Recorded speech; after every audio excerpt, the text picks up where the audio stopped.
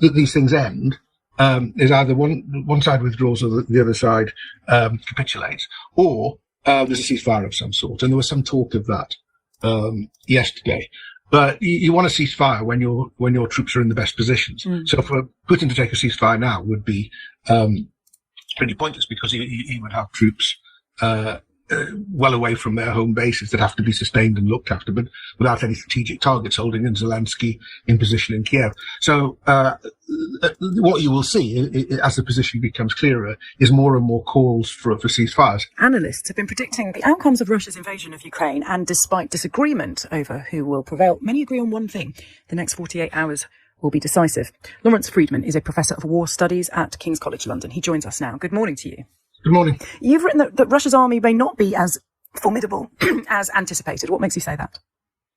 Well, it's still a very formidable army, but it hasn't been deployed very effectively, and the tactics and strategy have been quite strange. And also, and this may not be necessarily the army's fault, they've underestimated the scale of resistance they would face and the ease with which they would make breakthroughs.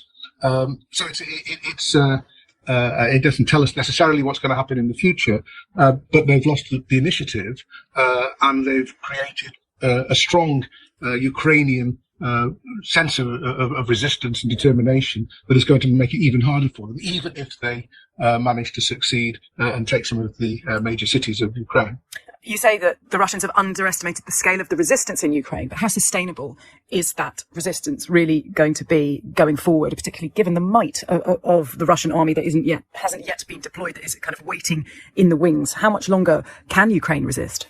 Well, first, quite a lot of the might of the Russian army has been deployed. It's true that there's a lot in reserve and still to come, and some of the heavier stuff is still to come, but it's not as if this is just pinpricked.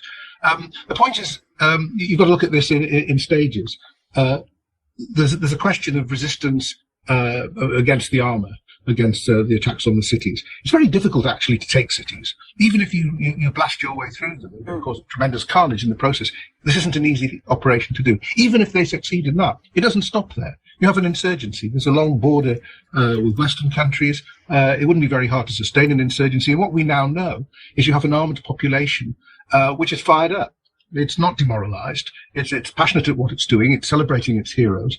And this is quite a tall order to take on. Russia's got a lot of forces, but it hasn't got enough. This is a country the size of France, a population of over 40 million. It's not an easy thing to occupy. So I think the Russians actually have got some pretty hard choices in front of them as they try to go forward. You say that Russia has lost the initiative. How much does that matter in terms of military strategy? How much do the first few days of a war set the tone for the outcome?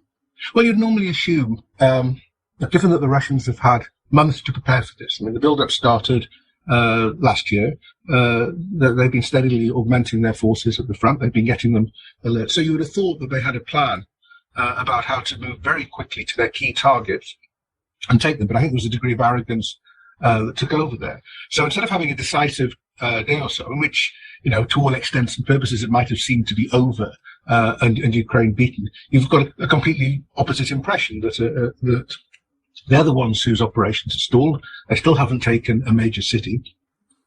So I think you would normally assume that everything would be put into making sure the first day or so saw major military achievements, major strategic targets acquired, and this hasn't happened. The stakes are very high for Vladimir Putin, and we know that he does not like the prospect of humiliation, but humiliation is potentially in the offing here. Is there a way for troops to be withdrawn without Vladimir Putin losing face? No. I mean, he's committed. This is his war. He's committed to it, and that's why it's wise to assume that whatever problems they faced in the first few days, that they will sort of creep away. So I don't think he's going to give up or expect his forces to give up, but he has a problem about how he takes it forward. This isn't a popular war in Russia. Yeah. But then that's potentially very dangerous then. If there's no way for him to withdraw, what's he going to do? Continue until later on? I think so the way that these things end is either one side withdraws or the other side capitulates, or there's a ceasefire of some sort. And there was some talk of that yesterday.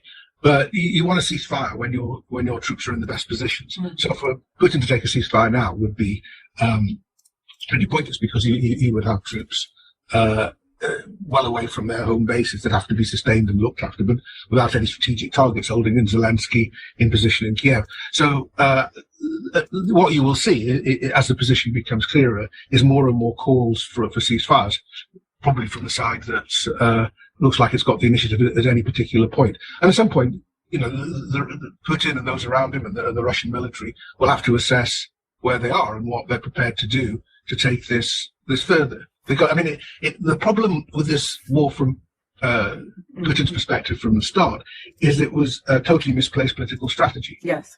And although we talk about military capabilities and military strategy, you've got to get the politics right as well. And that's the dilemma that they now face. And Putin has yet been unable to admit to the problems with the politics. Well, the idea of him ever admitting to problems with anything, it seems quite fantastical. Thank you so much for that. That is Lawrence Freedman, Professor of War Studies at King's College London.